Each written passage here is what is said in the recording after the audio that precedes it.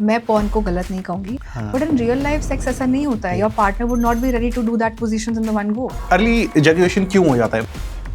It's not the size, it's the technique that matters. 15 साल हो गए हैं शादी को, बट लाइफ में एक बार भी सेक्स नहीं किया. ठीक है, इरेक्शन नहीं हो रहा, दवाई खाई आ गया, बट क्यों नहीं आ रहा? सेक्सुअल एक्सपेक्टेशन की वजह से आपने देखा है कि ब्रेकअप्स होते हुए या डिवोर्स होते हुए? And 80% of sexual issues are psychological in nature. अगर सेक्सुअल नीड्स पूरी नहीं है, आप करियर पे फोकस नहीं कर पाओगे. किसी भी रिलेशनशिप में स्पेस देना और डिस्टेंस बनाना, इन दोनों में क्या फर्क होता है? Sexual communication is the root cause. Why porn is not healthy for you? लोग आपके पास सबसे ज्यादा क्वेरीज क्या क्या लेके आते हैं Indians? She's into a marriage where she doesn't want to have sex, but she is just doing sex because वो ना बोलने से डरते हैं. आशीष जी, मैं आपका स्वागत करना चाहता हूँ आज के हमारे पॉडकास्ट में. आज आपने हमारे लिए टाइम निकाला वो वैल्यू एड देने के लिए जिसके बारे में बात करने में ऑडियंस खिचखिचाती है. That is the sex, right? So you are psychologist and a sex therapist. Before coming to the points, मैं पूछना चाहता हूँ कि आप इस फील्ड में कैसे आए और ये डेयर दिखाना इतना जरूरी क्यों समझा? Yeah, first of all, thank you for inviting me, Shashank. How I came in this field. So basically मुझे शुरू से ही स्कूल डेज में लोग मैगजीन्स पढ़ते थे, एंड वहाँ पे एक सेक्सुअल कॉलम होता है, अगर आपको ध्यान में हो तो एंड में एक सेक्सुअल इश्यूज लिखते हैं लोग और डॉक्टर्स उसको आंसर करते हैं. तो डॉक्टर महेंद्र वत्स हमारे इंडिया के सबसे फर्स्ट सेक्सोलॉजिस्ट थे. उनका एक कॉलम आता था मुंबई मिरर मैगजीन में, वो मेरे स्कूल में आया करती थी और सब बच्चे उसको पढ़ते थे. तो लोग पढ़ते थे आउट ऑफ क्यूरियोसिटी, बट मैं पढ़ती थी out of learning. It was for me more than curiosity. तो ठीक है, टाइम बीता, मैंने I got into psychology, but उस टाइम पे कोई ध्यान नहीं था कि सेक्सुअल डायरेक्शन में जाना है. क्लिनिकल साइकोलॉजी कर लिया, एमफिल कर लिया, लाइसेंस हो गया, 7 साल की पढ़ाई हो गई, एंड देन किक नहीं आ रहा था लाइफ में. And I wanted to go in to relationship side only, but मुझे था कि सेक्सुअल इशूज़ कैसे डील करें, उसका एडिक्वेट ट्रेनिंग मुझे यहाँ पे इंडिया में मिला नहीं. Then I got went to the US. एक मैंने सर्टिफिकेशन किया सेक्स थेरेपी का, and then I brought that into here. So it was doctor Mahendra Vats जहाँ से मुझे विजन मिला. I did psychology with no aim of getting into sexual health, but I think I was meant to be here helping people in India जिनको help नहीं मिल रहा है.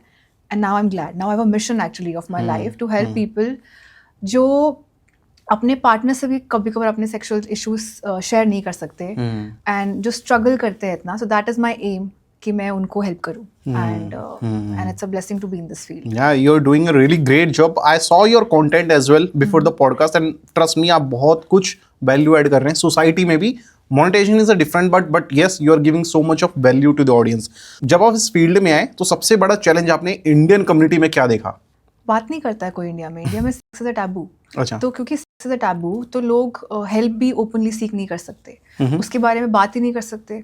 अब अगर सेक्स टैबू है तो सेक्सुअल इश्यूज़ के बारे में लोगों को अवेयरनेस ही नहीं है. फॉर एग्जाम्पल, अगर आपको बुखार है या कोई सिम्टम्स हैं, आप गेस करते हो अच्छा मुझे मलेरिया हो सकता है, मुझे टाइफाइड हो सकता है, बट जब सेक्सुअल इश्यूज़ के बारे में लोगों को नॉलेज ही नहीं है, so they don't have any terms कि मुझे ये हो सकता है. सो बेसिकली उनको पता ही नहीं है कि ऐसी कोई इशू है जो ट्रीट हो सकता है. डॉक्टर के पास या साइकोलॉजिस्ट के पास जाना तो दूर की बात है, उनको पता ही नहीं कि ये इशू है. तो अवेयरनेस क्रिएट करना सबसे बड़ा चैलेंज है. मेटा भी अलाउ नहीं करता है सेक्सुअल वर्ड्स यूज़ करना. तो बहुत सारे चैलेंजेस हैं. ओपनली बात करना, एज अ फीमेल बात करना, लोग आपको किस नज़र से देखते हैं, again that's a different topic, but Meta भी अलाउ नहीं करता. अवेयरनेस भी फैलानी है, बिकॉज जब लोगों को पता नहीं होगा इसके लिए हेल्प अवेलेबल है, तो हेल्प के लिए कैसे आएंगे वो राइट प्लेस पे. तो स्ट्रगल्स बहुत है, but again like I said, how much your parents adopted that कि जब उनको पता लगा कि बेटी इस टॉपिक के लेके आगे बढ़ने वाली है, सोसाइटी विल गोना जज you, right? So how does your parent reacted on that? Oh, they are very supportive. They were very supportive. That's great. Yeah. मैं अगर यहाँ पे हूँ तो उनके सपोर्ट से ही हूँ. So I want to thank them. I'm using this platform to thank them officially for the first time. Okay. Because no parents would have allowed. Because I also train therapists to be sex therapists. So this is my another work. I am on a mission to make an army of sex therapists in India. क्योंकि psychologist हैं, couples therapist हैं, sex therapist नहीं हैं. तो मैं अकेले तो इतनी बड़ी जंग में नहीं जा सकती. सो आई सी के थेरेपिस्ट स्ट्रगल करते हैं कि अपने आप को सेक्स थेरेपिस्ट बुलाने में. So I am also motivating them what is right, and I take my parents as an example in that way. Ashita ji, मेरे क्वेश्चन था, जो हमारी सोसाइटी है, अगर किसी लड़के का बॉडी काउंट बहुत ज्यादा होता है तो उसको बोलते हैं स्टड है लड़का, प्ले बॉय है, बट किसी लड़की का इंटीमेसी ज्यादा है तो उसको बोलते हैं कैरेक्टरलेस. प्लीज इस पे आप थोड़ा सा ओपिनियन देंगे? अगेन सोसाइटी हाँ।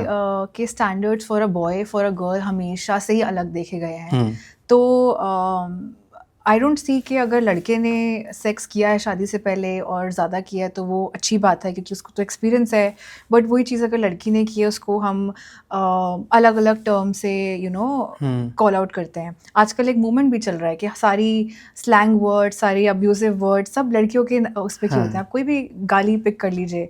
सो ये हमारी सोसाइटी में फीमेल को हमेशा ऑप्रेस किया गया है तो ऐसे ही देखा गया है. So I think now it's time to change that. Okay, perfect. अच्छा, एक क्वेश्चन और था मेरा related to masturbation. When we talk about sex, ठीक है, कुछ लोगों को फिजिकली वो चीज़ अवेलेबल है, ओपन है, बट कुछ लड़कियां 18-19 साल के रहे, राइट, फीमेल की इंटरेक्शन लाइफ में बहुत कम है, so they go to the masturbation and they get addicted to that.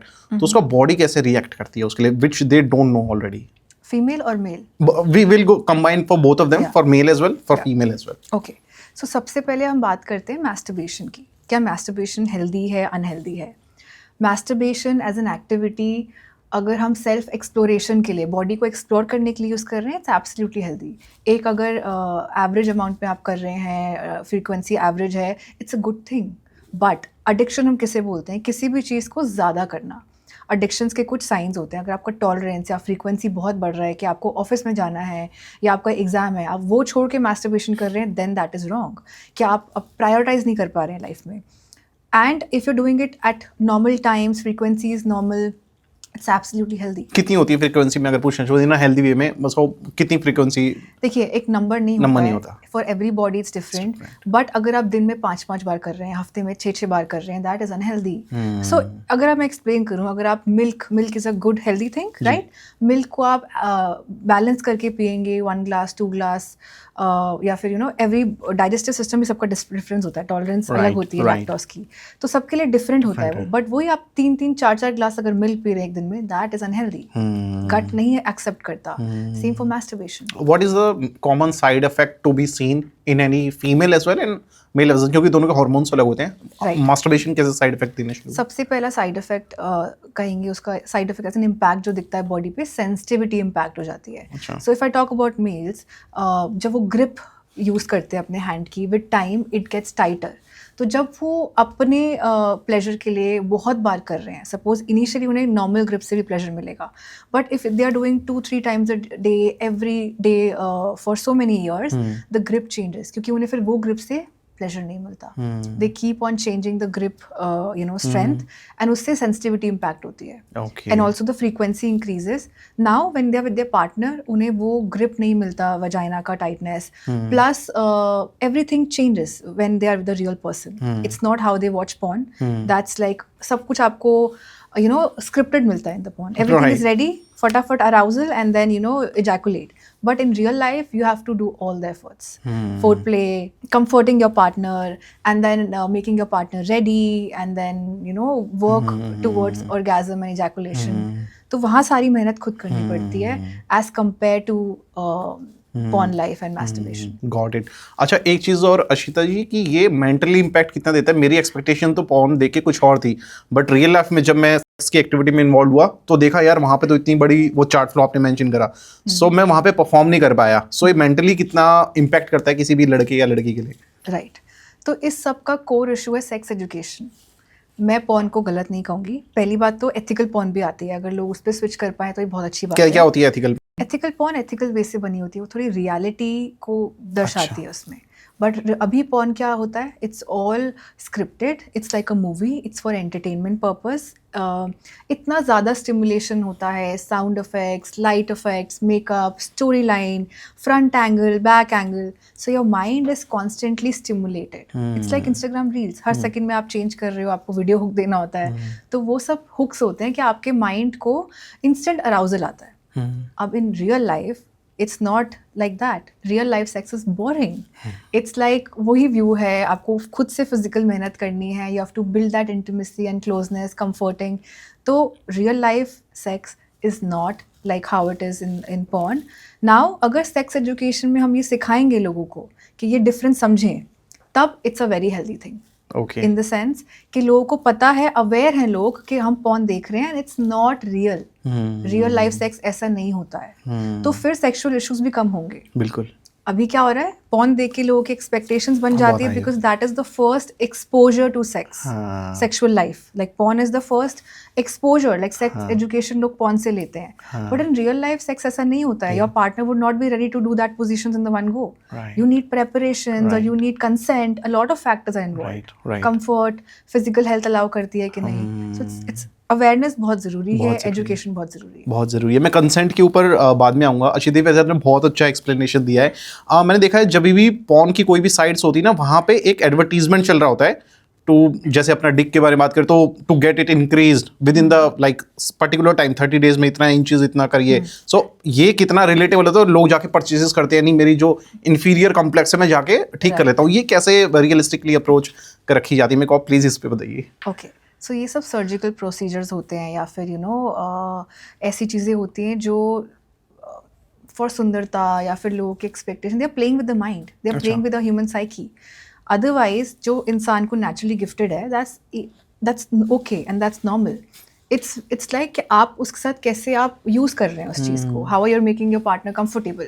तो ये size enlargement and all, they are playing with people's weakness, they are making business. मैं अगर साइज की बात करूं तो इंडिया में जो एक ना एवरेज रेशियो होता है. सो अगर बोला जाता है कि इस रेशियो से आप नीचे हैं तो you will not be good into the sex. अगर इस रेशियो के आप ऊपर है so you will be good into the sex. तो वो रेशियो क्या मेंटेन है इंडियन मेल्स के अंदर?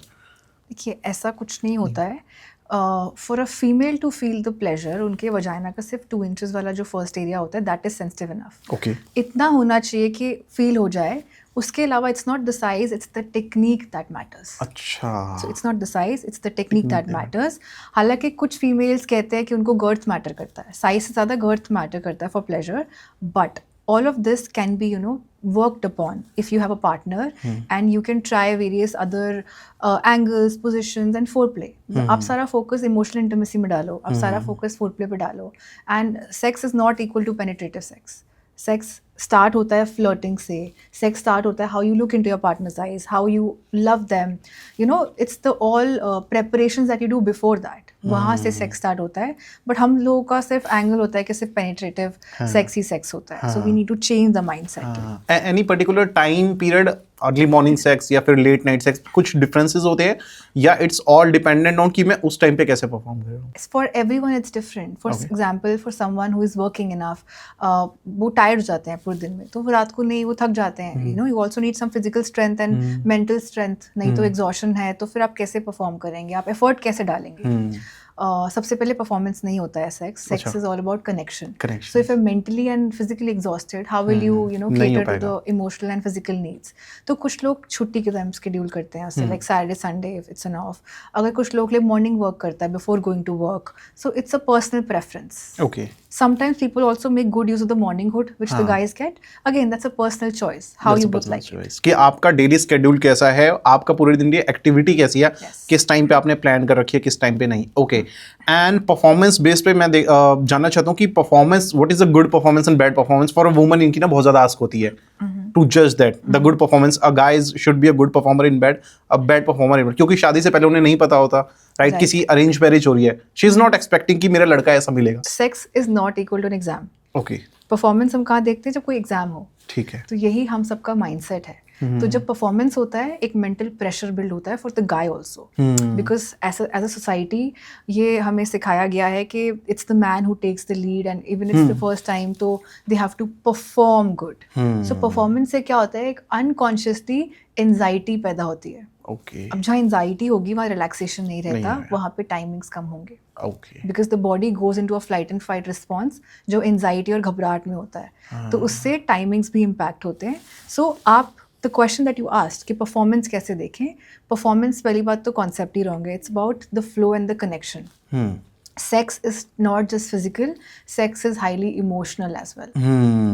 तो ये concept needs to be changed in the society. Yes. The performance should be removed out and the emotional connection should be put in. Performance बहुत pressure डालता है ना गाय पे, तो उससे उनको issues रहते हैं. उस टाइम पे वो उनका erection नहीं आता है, उस टाइम पे उनका अगर stress में है तो early ejaculation हो जाएगा. So all of the factors, any factor that adds stress that impacts sexual activity. अच्छा. तो अब मतलब मेरे की अगर मैं स्ट्रेस में हूँ या मेरे को किसी चीज़ का भी स्ट्रेस है तो मैं अच्छा परफॉर्म लाइक कंसिडरिंग दिस अपने परफॉर्मेंस optimum मैं level अपना पे नहीं हाँ कर नहीं कर पाऊंगा, अपने ऑप्टिमल लेवल पे नहीं करूंगा, और वो होना बहुत ज़रूरी भी है। सो वो परफॉर्मेंस को ना बना के बजाया जाए, मुझे इमोशनल कनेक्शन पहले रखना चाहिए, हाँ, और सेक्स को एज अ परफॉर्मेंस नहीं नहीं देखना, देखनी चाहिए। सेक्स को एज अ कनेक्शन देखना है, और विद द फ्लो, जो फ्लो में आ रहा है without the pressure, that is a very good thing. Okay जैसे यही होता है, मेरे पास क्लाइंट्स भी आते हैं, केसेस में यही होता है, फोर प्ले में everything was nice, I had very good erections and everything was perfect, हमने फोर प्ले कर लिया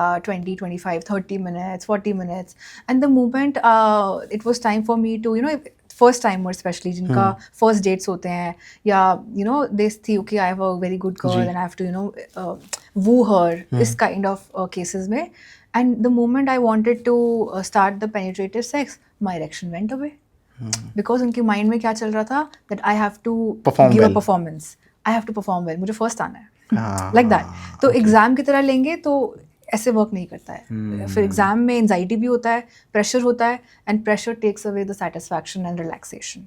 okay no relaxation, no sexual satisfaction. हाँ ठीक है। ऐसी और क्या, मैं टेस्टिमोनी पूछना चाहता हूँ आपसे, वो तो मेजर जो लोग आपके पास सबसे ज़्यादा क्वेरीज क्या क्या लेके आते हैं इंडियंस?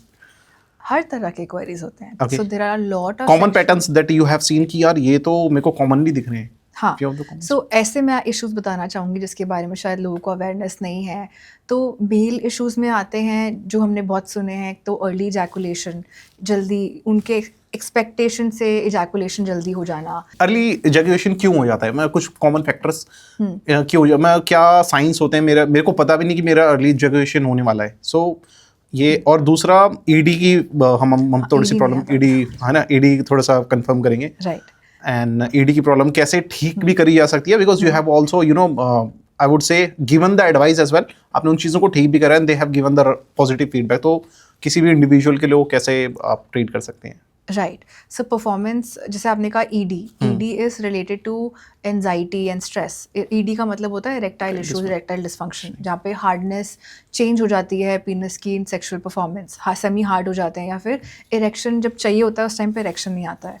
तो उसके कॉजल फैक्टर्स बहुत सारे होते हैं। इट कुड बी लाइक जो हम डिस्कस कर रहे हैं, स्ट्रेस है, परफॉर्मेंस एंजाइटी है, that can be one of the factor. Second is distraction हो रहा है, आप सेक्सुअल पोजीशन में हैं बट माइंड में ऑफिस का काम चल रहा है, तो any kind of distraction, be it mental, be it physical, light आ गई, फ़ोन बज गया, that also takes away the erection. So mind and body connection होना चाहिए, बट जैसे ही वो माइंड एंड बॉडी कनेक्शन टूटेगा, इरेक्शंस चले जाते हैं। तो ये सब अगर हम सेक्स एजुकेशन में सिखाते शुरू से, तो आधे से ज़्यादा केसेस हमारे पास आते भी नहीं, बिकॉज उनको पता होता है उसका रूट कॉज क्या है। तो जैसे हमने मेल्स का देखा ईडी एंड पीई, वैसे ही फीमेल्स में इश्यूज होते हैं वैजिनिस्मस। वैजिनिस्मस को हम कहते हैं पेनफुल सेक्स। अच्छा। बहुत सारी फीमेल्स को पेन एक्सपीरियंस होता है while having sex, in the sense जब पेनिट्रेशन करते हैं तो हो नहीं पाता है क्योंकि पेन होता है। Now it's not just limited to penetration, tampon insert कर रहे हैं या कोई मेडिकल प्रोसीजर है या फिंगर इंसर्ट कर रहे हैं तो उसमें भी पेन होता है। Now this is also related to psychology, it is related to anxiety. अगर फियर होना, फियर इसके पीछे का क्रक्स होता है। इस प्रॉब्लम के अनअवेयरनेस की वजह से आई हैव सीन कि लोग शादी कर चुके हैं, 15 साल हो गए हैं शादी को, बट लाइफ में एक बार भी सेक्स नहीं किया। अब उन्हें पता ही नहीं कि ये दिक्कत है, इसका ट्रीटमेंट अवेलेबल है। एंड ये एक केस नहीं है, ऐसे हज़ारों लाखों केसेस है हमारे कंट्री में जो वैजिनिस्मस से गुजर रहे हैं, बट डॉक्टर्स भी राइट गाइडेंस नहीं दे पाते उनको कि ये एक्चुअली वैजिनिस्मस है। Okay. So it's an actual real condition and females go through it क्योंकि they are not very knowledgeable about their body. So vaginismus is a condition where they experience pain when anything is inserted inside their vagina. Ashita Khanna ji को अगर आपको decision लेने पड़े sex education को implement करने के लिए इंडिया के अंदर, तो वो क्या क्या रहेंगे? ओह वाह, it's a very elaborate topic, but मैं स्टार्ट करना चाहूँगी sex education as early as standard 1 से। अच्छा। हाँ, not like introducing the word sex, but starting with self-esteem and consent. Yes and no सिखाना बहुत ही important part है sex education का। I'll explain you how.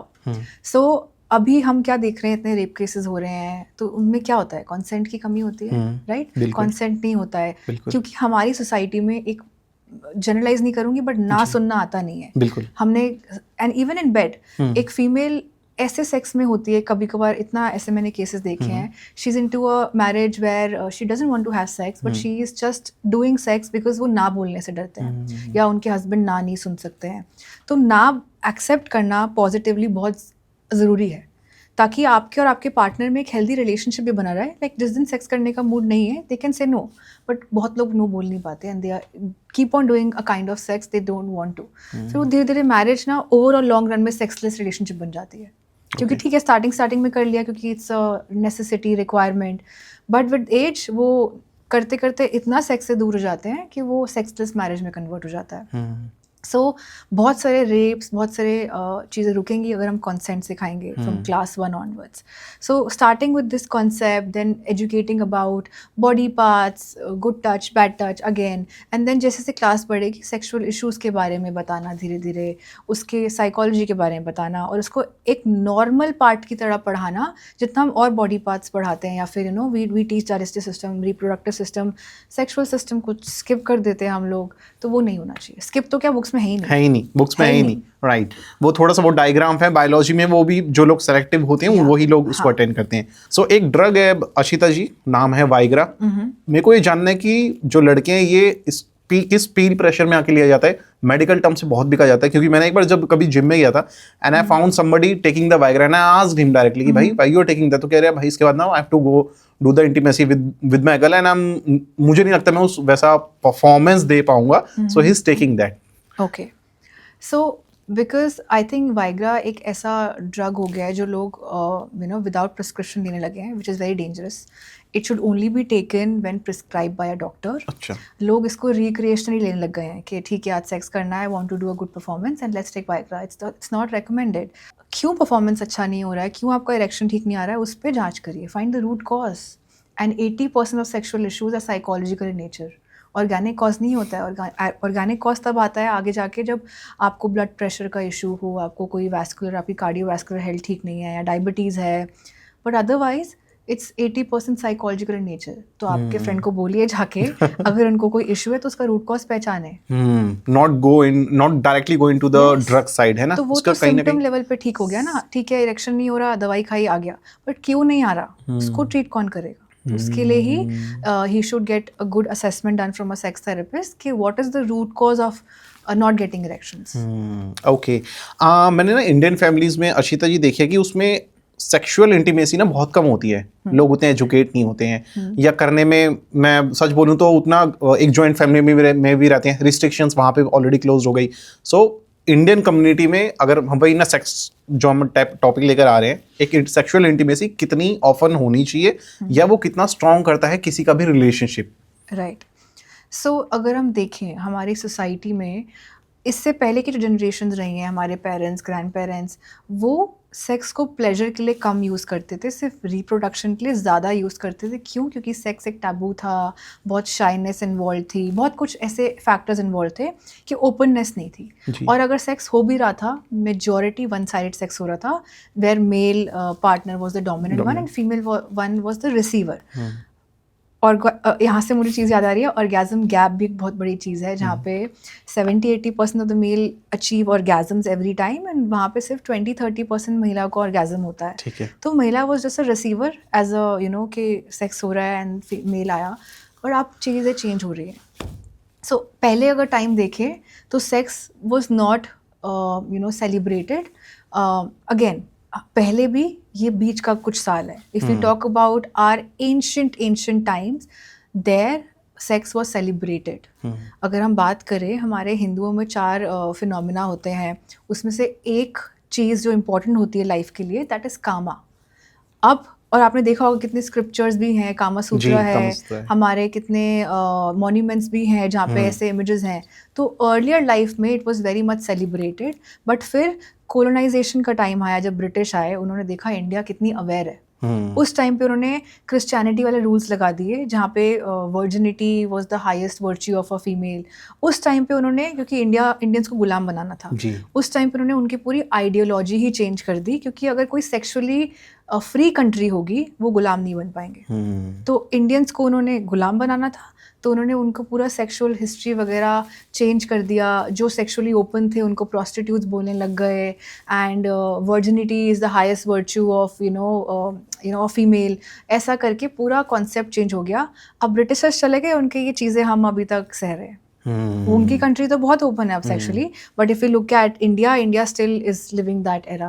अब इस जनरेशन से, मिलेनियल से आ रहा है थोड़ा change, people are becoming aware, क्योंकि अब सिर्फ फिजिकल इंटीमेसी नहीं, इमोशनल इंटीमेसी भी people see, so it's not one sided, so now things are changing, but it needs a lot of awareness still. Okay, perfectly. मेरे ख्याल से बहुत कुछ आपने कवरेज कर दिया इसमें। आपने ऑर्गेजम के बारे में बात करी थी, दैट 80 to 90% जो मेल्स है they ended up with having the orgasm, but women को ऑर्गेजम नहीं आता। तो मैं पूछना चाहता हूँ व्हाट कॉजेज दैट, और वो कैसे रिएक्ट करती हैं एट द टाइम, जो कि मेल्स को समझ नहीं आ पाती वो डेफिनेशन।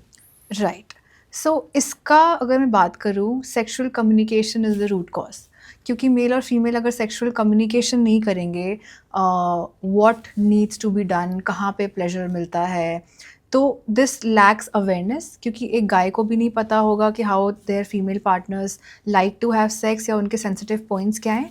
सेकेंड थिंग, अगर मैं कहूँ मेल्स की गलती नहीं भी है, तो फीमेल्स भी इतने एक्सप्लोरेटिव नहीं है अपनी बॉडी के साथ, because of the taboo and shyness. जब उनको ही नहीं पता उनके प्लेजर पॉइंट्स क्या हैं, तो how can they expect from their partner. So it's not just one sided, it's a two sided thing.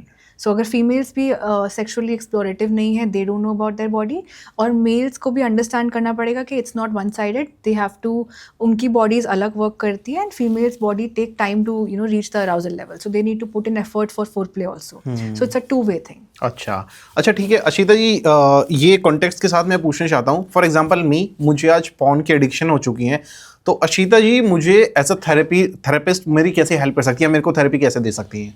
Right, for addiction, if I talk about therapy, first I'll need to take a detailed history. अच्छा। So अगर कोई client मेरे पास आएगा, वो मुझे बोलेगा मुझे porn addiction है, I'll just listen to them, but मैं मानूंगी नहीं addiction है। I will be the one deciding कि आप अपने आप को किस terms में label कर रहे हो। So I'll take a detailed history, knowing कि आपका पूरा वर्क डे स्केड्यूल क्या है, आप कब कब देखते हैं, फ्रीक्वेंसी क्या है, सिर्फ porn देखते हैं या साथ में masturbate भी करते हैं। Over that, फिर मैं decide करूँगी if you're following the criteria of addiction or not, और you're just borderline addiction, and ठीक है, अब पता लग गया है कि addicted है, now we'll follow कि okay how to come out of it। अब porn addiction में motivation is a very big factor that should play, like एक therapist आपको कुएं से नहीं खींच के ला सकता, आपको मोटिवेशन भी होनी चाहिए कि मुझे कुएं से बाहर जाना है। So motivation plays a very big role. Motivation है, well and good, therapy will be resulting faster. Motivation नहीं है तो पहले थेरेपिस्ट को काम करना पड़ता है मोटिवेशन बिल्ड करने के लिए। इंसान को अगर ठीक ही नहीं होना तो फिर हाउ विल दिस वर्क? तो पहले मोटिवेशन बिल्ड करना पड़ता है कि why porn is not healthy for you. Awareness नहीं होती तो पहले वो अवेयरनेस डालनी होती है, अवेयरनेस बिल्ड करनी होती है। Okay, perfect. एक इमोशनल ट्रॉमा मैं पूछना चाहता हूँ। बहुत लोगों को ना इमोशनल बैकग्राउंड का मैं जब छोटा था मेरे को इमोशनल ट्रॉमा था, ऐसे बहुत लोगों की हिस्ट्री होती है जिसकी वजह से वो लोग अच्छा सेक्सुअल इंटीमेसी में नहीं जा पाते। सो उस केस में आप कैसे उसको थेरेपी दे पाएंगे, मैं जानना चाहता हूँ। किसी का ट्रॉमा चलता आ रहा है, वो मामा चाचा की बहुत सारी हमने स्टोरीज कवर भी करी है पॉडकास्ट में, तो वो बंदा ना या लड़की बहुत ज़्यादा इनसिक्योर्ड है सेक्सुअल इंटीमेसी को, लेकिन ये बहुत गलत बात है उसके पार्टनर के लिए, right? Because he is not the one who is responsible with the present side. तो आप उसमें थेरेपी में कैसे हेल्प कर पाएंगे? Right, so I assume you are talking about abuse here, sexual abuse here. जी, ठीक है, अगर किसी का हिस्ट्री रहा है और सेक्सुअल अब्यूज, बहुत ही जाहिर सी बात है कि सेक्सुअली जब वो अपने पार्टनर के साथ ओपन होंगे, मेल और फीमेल जो भी, प्रॉब्लम होएगा, क्योंकि इट्स लाइक कि उनको वो जैसी वो उस इंटीमेसी वाले जोन में आएंगे तो उनको ट्रॉमा वाली मेमोरीज रिलिव होंगी, क्योंकि इससे पहले वो अपने नॉर्मल दिनचर्या में चल रहे हैं, उन्होंने अपने वो थॉट्स को सप्रेस कर दिया ताकि उनके डेली फंक्शनिंग वर्क करे। बट जब वो वैसे इन्वायरमेंट में वापस आते हैं, their body responds in a way of fear. तो या तो वो टाइट कर लेंगे अपने आप को, they are not, so mentally they will disconnect. तो प्लेजर के लिए रिलैक्सेशन चाहिए होता है।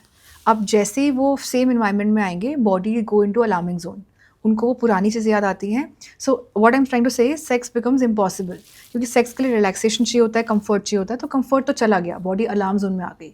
सो now they need therapy to come out of the trauma.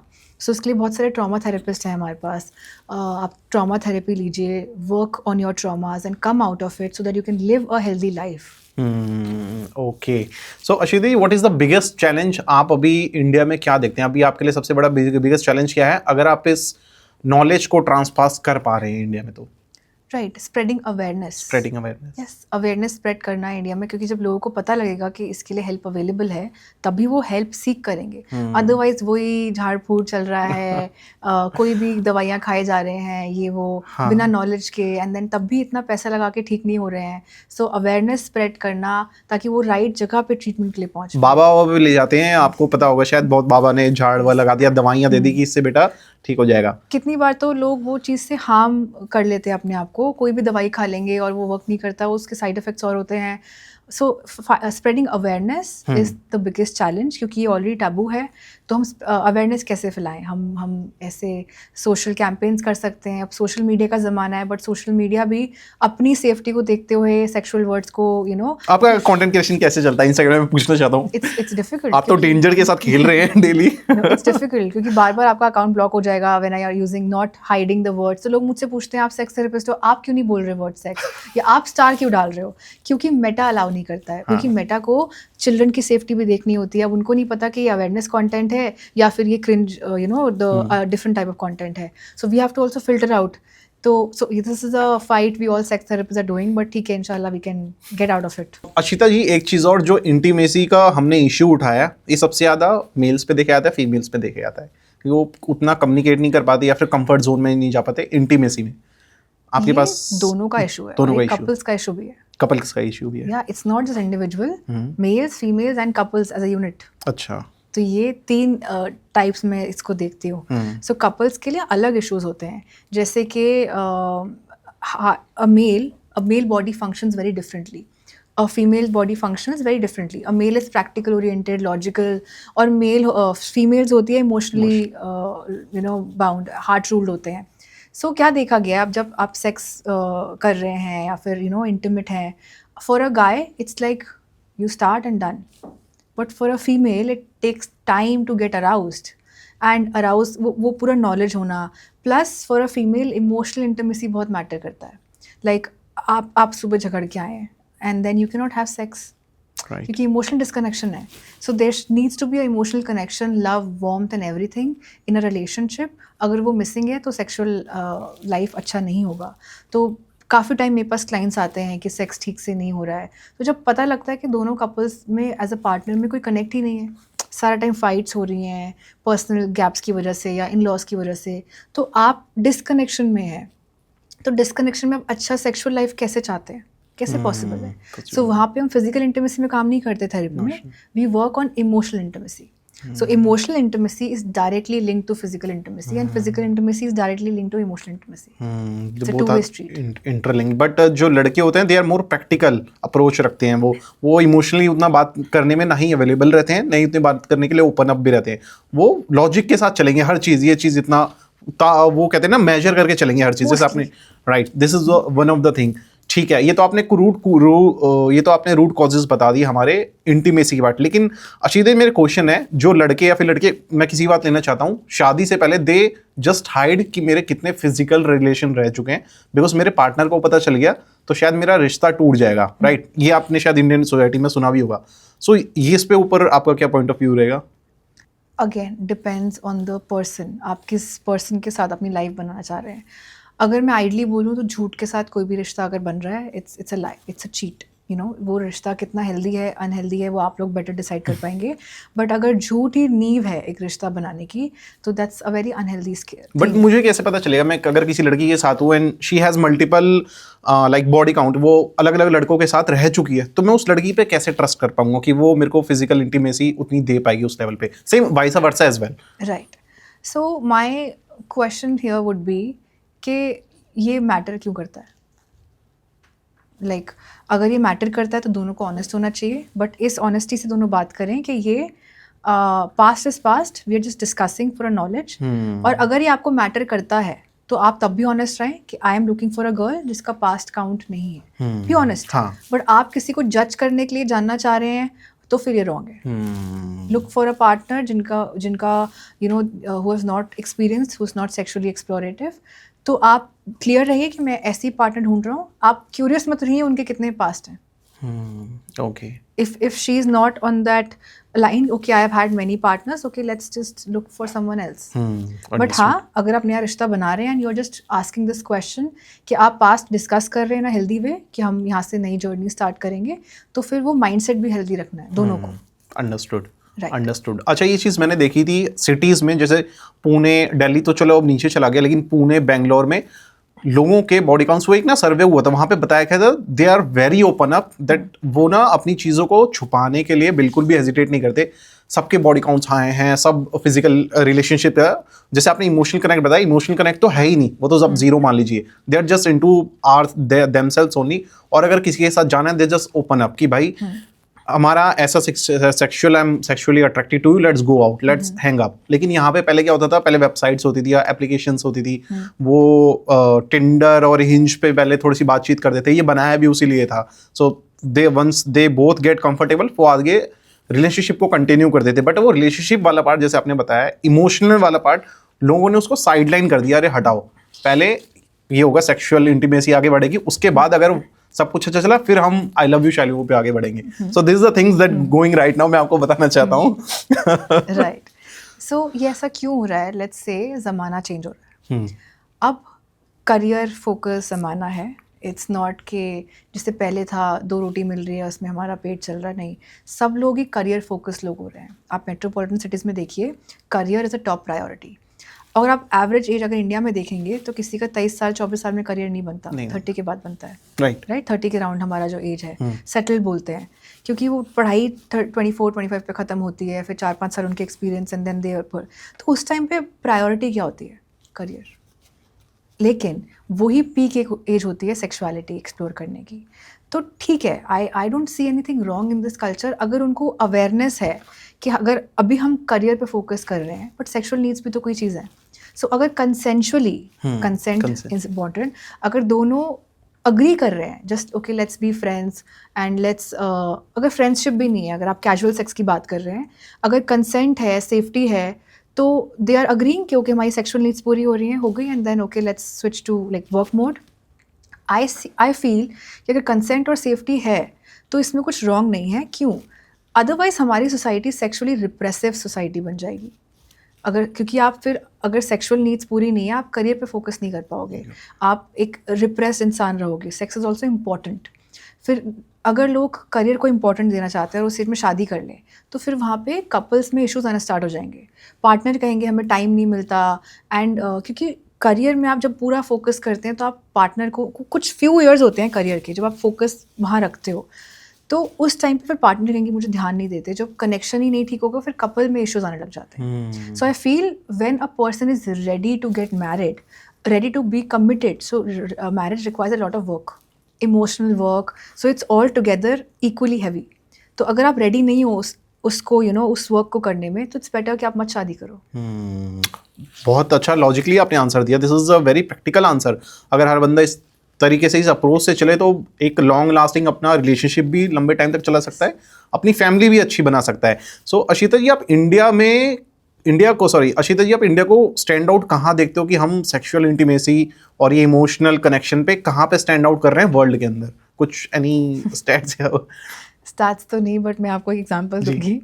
अभी मैं यहाँ आपके पास ट्रैवल कर रही थी, तो मैंने it's a very common site in India, कोई अगर मेल वॉशरूम में सुसु कर रहा होगा रोड पे, तो मैंने ऐसे देखा है, मैं आगे आई just, it was a very normal scene. ऐसा नहीं था कि हो रहा है और मैं देख रही हूँ कि क्या कर रहा है, बिकॉज ये नॉर्मल है, हर कोने में आप देख लेंगे, that's a very normal state of affair. But अगर आप एक कपल को किस करते हुए देख लेंगे या पीडीए देख लेंगे, आप वहीं देखते रहेंगे, that is not normal to see in India. अब किसी और कंट्री से आप कंपेयर करेंगे, वहाँ पे लव एंड पीडीए इतना ओपनली सेलिब्रेट होता है कि दैट्स अ यूजुअल अफेयर कि लोग किस कर रहे हैं, आप फ्रांस जाएंगे या यूरोप जाएंगे तो kissing and all, love is openly celebrated. But वहीं पे कोई इंसान आपको ओपनली पी करता हुआ नहीं दिखेगा, अगर दिखा तो वो जेल में होगा। सही बात है। तो ये आपको ये question I think is equally needs to be- answer करने के लिए काफ़ी है कि हम एक इंसान अगर रोड पे यूरिनेशन कर रहा है उसको हम जेल नहीं डालते, बट वही कोई रोड पे किस कर रहा होगा उसको हम जेल डालेंगे। हाँ, उसकी वीडियोस बना के उसको साइकोलॉजिकली Harass परेशान करेंगे। करेंगे, हरास करेंगे उसको कि भाई तेरी वीडियो यहाँ पे डल रही है, हमने तेरे को यहाँ, फिर घर पे बोलेंगे कि नहीं हमने तुझे वहां देखा था। सो अशिता जी, मुझे एक बात बताइए, किसी भी रिलेशनशिप में स्पेस देना और डिस्टेंस बनाना, इन दोनों में क्या फर्क होता है? राइट अगर हम बात करें रिलेशनशिप में स्पेस और डिस्टेंस की, दो अगर हम स्पेक्ट्रम में देखें, one spectrum is too much closeness, ठीक है, एक ऐसा कपल है जो एनमेश्ड है, कोई स्पेस ही नहीं है, और दूसरा एक्सट्रीम एंड है जहाँ बहुत दूरियाँ हैं, ठीक है। तो हम एज अ थेरेपिस्ट नेविगेट करते हैं जो कपल्स बहुत एनमेश्ड है उनको यहाँ कहीं लेके आना, और जो कपल में बहुत डिस्टेंस है उनको थोड़ा करीबी की तरफ लेके जाना। तो यही इश्यूज़ हैं जो कुछ कपल्स में बहुत दूरियाँ होती हैं, and it's not just physical disconnect, emotional disconnect की हम बात भी कर रहे हैं। और कुछ कुछ रिलेशनशिप ऐसी होती हैं कि वहाँ पे सांस लेने की जगह नहीं है, कि कपल्स हर चीज़ साथ कर रहे हैं, उठ बैठ साथ रहे हैं, वो स्टार्टिंग में तो बहुत अच्छा लगता है, but after some point of time it become suffocating, और उन्हें रियलाइज़ नहीं होता। फिर वही कपल कुछ सालों के बाद एक दूसरे से सांस लेने के लिए गैप ढूंढ रहा होता है, बट अब बहुत देर हो चुकी होती है, बिकॉज वो रिलेशनशिप के बाउंड्रीज डिफाइन कर चुके हैं ऑलरेडी। तो वही जब पार्टनर स्पेस लेना चाहते हैं तो उनमें झगड़े शुरू हो जाते हैं, you don't like me, you don't love me, what is happening. तो ये बाउंड्रीज, सेफ बाउंड्रीज रखना, सेफ कनेक्शन रखना, ये बहुत ज़रूरी है। सो ओके, सेक्सुअल एक्सपेक्टेशन की वजह से आपने देखा है कि ब्रेकअप्स होते हुए या डिवोर्स होते हुए, ये बहुत कॉमन है, वेरी कॉमन। Very common. या डाइवोर्स होना सेक्सुअल एक्सपेक्टेशन से जनरली होता है तब या तो चीटिंग इन्वॉल्व हो, ठीक है, आप एक बार अगर आपने ट्रस्ट तोड़ दिया तो ट्रस्ट टूट गया, तो cheating is one area. Second is see, आजकल के ज़माने में females are also earning, right? So what are they expecting from a relationship? They're not just expecting, कि money. They're इमोशनली अवेलेबल रहे लड़का मिल गया। Yes, emotional maturity, what the guy is also bringing on the table. Right, Emotional maturity is what they're looking for. Okay. क्योंकि अगर कोई person emotionally available नहीं है, so they're also adding a lot of stress to a women's life. So आजकल के divorces बहुत देखे गए हैं, इसलिए भी हो रहे हैं, not the money, not the sex, but emotionally needs पूरे नहीं हो रहे। So I think it's high time that both males and females should know about what are emotional needs, how to first learn about their emotions, ताकि अपने partner के emotion को समझ पाएं। अच्छा, मेरे को एक चीज अशिता जी, दो यू आर अ वुमन, आप बहुत अच्छे से इसको डिफाइन कर पाएंगे, लड़कों को क्या क्या चीजें इंप्रूव करनी चाहिए अपने अंदर? सी मैं हर लड़का नहीं बोलूँगी, In सब general, लोग yeah, in डिफरेंट general. होते हैं, बट इन जनरल देखा जाए तो हमारी सोसाइटी में लड़के ऐसे उनको ना टफ मैन बना के पैदा करते हैं कि रोना इज़ अ वीकनेस। सो ये चीज़ मैं चेंज करना चाहूँगी कि रोना वीकनेस नहीं है। अगर आप देखें Virat Kohli, he also cries on the field When RCB won the cup. Yes, when required. Emotions express करना ज़रूरी है, इमोशंस को रिप्रेस नहीं करना। अगर आप एक्सप्रेस नहीं करोगे तो आप अपने अंदर दबा के रखोगे, फिर क्या होता है, विद टाइम वो इमोशंस प्रेशर कुकर की तरह भरते रहते हैं और वो गलत जगह बाहर निकलते हैं, फिर वो एंगर में बाहर निकलते हैं, वो फिर गलत जगह पे बाहर निकलना तो बहुत ही रॉन्ग होता है। So a male should understand कि क्राइंग और feelings is not anything wrong, they should know how to feel things, तभी वो अपने पार्टनर को भी अंडरस्टैंड कर पाएंगे। परफेक्ट। एंड मैं again thank you so much बोलना चाहूँगा अशिता जी, आज के सेशन के लिए, आज के पॉडकास्ट के लिए। आपने बहुत ज़्यादा वैल्यू ऐड भी करा है, एंड मैं ऑडियंस को बोलना चाहूँगा, आप कमेंट सेक्शन में प्यार दिखाइए ताकि हम इसका पार्ट 2 भी लॉन्च करें, और अपने पॉइंटर्स, अपनी लर्निंग्स जरूर शेयर करिएगा, हमें भी बहुत अच्छा लगेगा। Thank you so much guys, see you in the next video, bye bye. Thank you so much thank you Shashank, thank you.